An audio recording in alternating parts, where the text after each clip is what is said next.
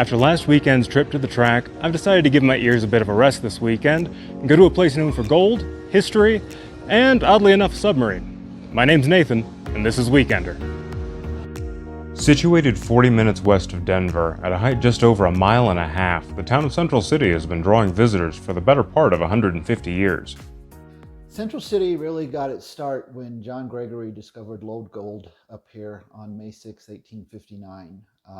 There had been people in and around the area that would become Colorado prior to that, but what they were finding was the placer gold, which is what you get when you pan. You can get very rich off of it, but it doesn't last very long, and so what you really need to find is the lode gold. Finding that lode gold was something that the miners managed to the point where Central City earned the nickname richest square mile on Earth. There are even still some preserved mines in the area from the period. Just up the road from the Gilpin County Museum where I spoke to Dave is the Coeur d'Alene mine, where I got to see the type of equipment used in these early gold extraction operations. Hand tools aside, this equipment was run on steam power from the boiler furnace at the back of the building, and if you have any familiarity with what hot steam can do to iron parts, you'll understand how impressive it is that these pieces are in the shape they are. Even with all the gold in the area, the good times couldn't last forever, and despite only pulling 20% of the estimated payload from the ground, it became unfeasible to keep mining operations going, and the population started to fall. Combined with a few fires that destroyed most of the original structures, this could have seen Central City suffer the same fate as many of the mining hotspots turned ghost town that litter the old frontier. As luck would have it, though, this town had more than one trick up its sleeve. So with the mining done, what keeps Central City going today? After the mining was finished, they hit on tourism. So the 1930s, like I said, you had the chain of mines operation start up here, and that kind of got people interested again in Central City.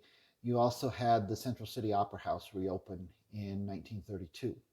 You'll notice they said reopened. The original building was built in 1878, making it the 5th oldest opera house in the nation. Since its reopening, this local landmark's been a cornerstone attraction for Central City's annual summer festivals.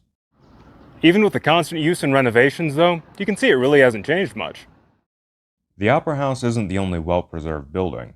Just up the street from the opera is the Teller House, a beautiful example of pre-turn-of-the-century style. This hotel was the place to stay for high-class visitors of the period, and a room could be had for $4 a night. This sounds cheap, but adjusted for inflation, that comes to $400 for a room. All throughout the Teller House, you can see the stylistic flourishes that the Victorian era was known for, and every room shows off ornate flourishes carved or cast into the furniture, with bronze accents and statues everywhere, including this diamond glass mirror, so called because the mercury used in its production ages to give the sparkling crystal effect you can see here.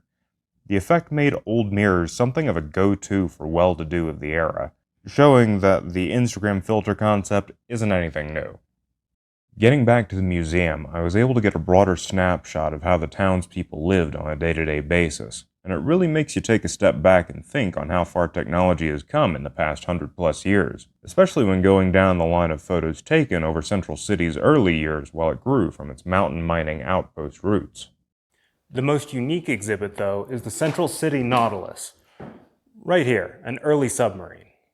The Rockies are the last place you'd expect to be associated with early submarines, but in 1898, Rufus Owens launched his prototype design into Missouri Lake, a few miles up the road. This prototype still holds the record for depth keeping to this day, holding its original 12-foot dive for an impressive 47 years.